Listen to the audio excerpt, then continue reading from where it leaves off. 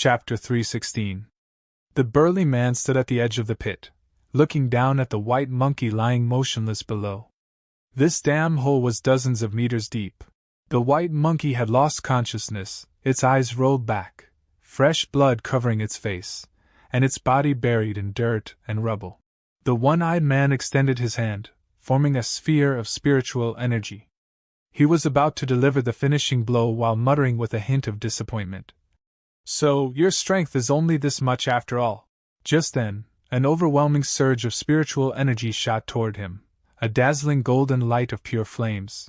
The scale of this strike was anything but small, instantly engulfing the entire space above the two strangers. The one-eyed man was startled and horrified. How could such an immense source of spiritual energy appear so suddenly? The spot where they stood exploded, devastating the ground within a large radius. Above them came the sound of powerful wing beats, wingspan long and immense. The newcomer's eyes glowed like molten lava. The Crocodile Emperor landed on the ground with a thunderous impact, standing firmly in front of the two strangers. His level had surpassed the transcendent Fourth Order, nearing the Fifth Order, and his arrival carried an overwhelming aura of dominance. The two men gaped in astonishment, likely not expecting the Crocodile Emperor to exude such immense power at such close range. The one-eyed man cursed angrily, yelling about why everyone always aimed at his face. Maybe it was because his face looked too much like a virus. But never mind that. Did they even realize they were facing one of the most dangerous entities of Misty Mountain? An evolved being that had attained the most primal bloodline, which meant this creature was among those closest to the Creator itself. The smaller man glanced at the massive frame of the Crocodile Emperor, and realized this was precisely the target they had been after. The Crocodile Emperor grew calm, asking if they were subordinates of the Tree of Life. The one-eyed man immediately charged forward upon hearing this, claiming that being called a subordinate of that ancient tree was an insult. It was merely a colleague of his. While at it, he also declared that the Crocodile Emperor was nothing special beyond being a mere transcendent Fourth Order creature. The crocodile remained silent, his expression growing icy. Over time, he had relentlessly honed his strength, his demeanor becoming increasingly regal, calm yet utterly ruthless when needed. The Crocodile Emperor's territory bordered that of the White Tiger and lay north of the Free Federation's domain, with its cities named after the leader of their conquest. The head of the Free Federation, Yul, along with his team of scientists, was still tirelessly working on refining black hole technology at the center of what used to be Dom's domain. Now, they had detected two powerful spiritual energy sources emerging in City Number 4, leaving Yul quite surprised. The absence of signal wave readings from the individuals indicated that both had already reached the Fifth Order, causing Yul to frown deeply. Whoever had arrived clearly bore no friendly intentions.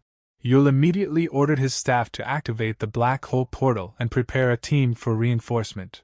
However, since the portal was still incomplete, it could only transport people to the location but couldn't remain stable long enough for a return trip.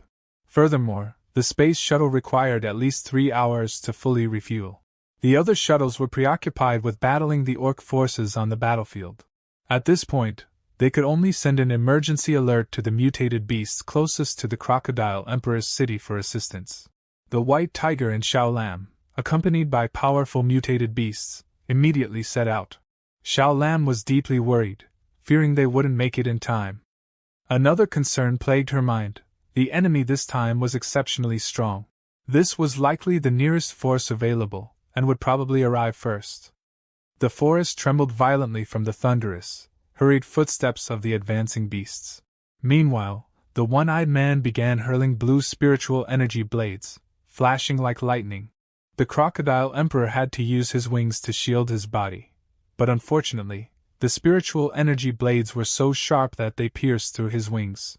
As the wings parted, the one-eyed man charged straight in, aiming for close combat. The Crocodile Emperor roared in pain and anger. He retaliated by biting down on the attacker. If his bite succeeded, the one-eyed man would lose half his body. However, the one-eyed man's body was remarkably resilient. Trapped in the Crocodile Emperor's jaws, he remained composed, even praising the crocodile's strength, remarking that taking the Emperor's head would indeed be a worthy feat. The one-eyed man then launched a direct attack into the crocodile's mouth, unleashing a powerful burst of spiritual energy. The blow, with its overwhelming force, drove the Crocodile Emperor's entire body down to the ground. It was an attack known as multi-spiritual bullets, when numerous blue spiritual energy spheres formed around the attacker. These spheres surged toward the Crocodile Emperor lying below. Seeing no signs of resistance, the one-eyed man expressed disappointment, wondering if Dom could really have been defeated by such trash. From within the smoke and debris, the Crocodile Emperor's head emerged. He opened his mouth wide, gasping for breath. He spat out a broken tooth with great force, a tooth as large as a house pillar. The tooth struck the ground, embedding itself firmly. The smaller man couldn't help but compliment the tooth, admitting it was of higher quality than his own teeth. Indeed, everyone in Misty Mountain diligently brushed their teeth daily to protect against cavities. This discovery piqued his interest even further, solidifying his belief that killing the Crocodile Emperor was the right decision.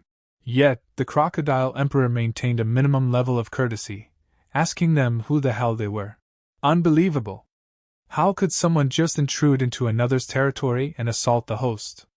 Such audacity! At that moment, a flesh worm appeared, its mouth full of sharp teeth and its body writhing ominously. It turned out this worm was the true form of the smaller man, and it was now swallowing the Crocodile Emperor's tooth. The smaller man then declared that he and his companion were 2 of the 10 gods of this world. After absorbing the Crocodile Emperor's tooth, his body transformed into a new form. He declared himself the god of creation, someone who could fuse things with his body to create entirely new entities. His name was Sigma, a 5th-order being. As for his companion, who specialized in decomposing and ending matter, he was the god of destruction, N, also a 5th order.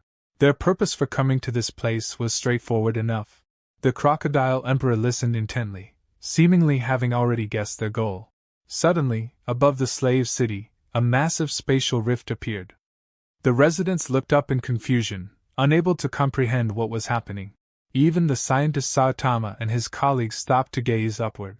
Meanwhile, Sigma boldly proclaimed that he intended to kill every single person in this place. Then, with a snap of his fingers, the spatial rift unleashed a horde of monsters. At a glance, there were red demons, one-eyed giants, and dragons. Clearly, Sigma's strategy was an overwhelming show of force, not only targeting the city's leaders but also massacring its citizens to delay any reinforcements. Truly insidious. End of chapter 316.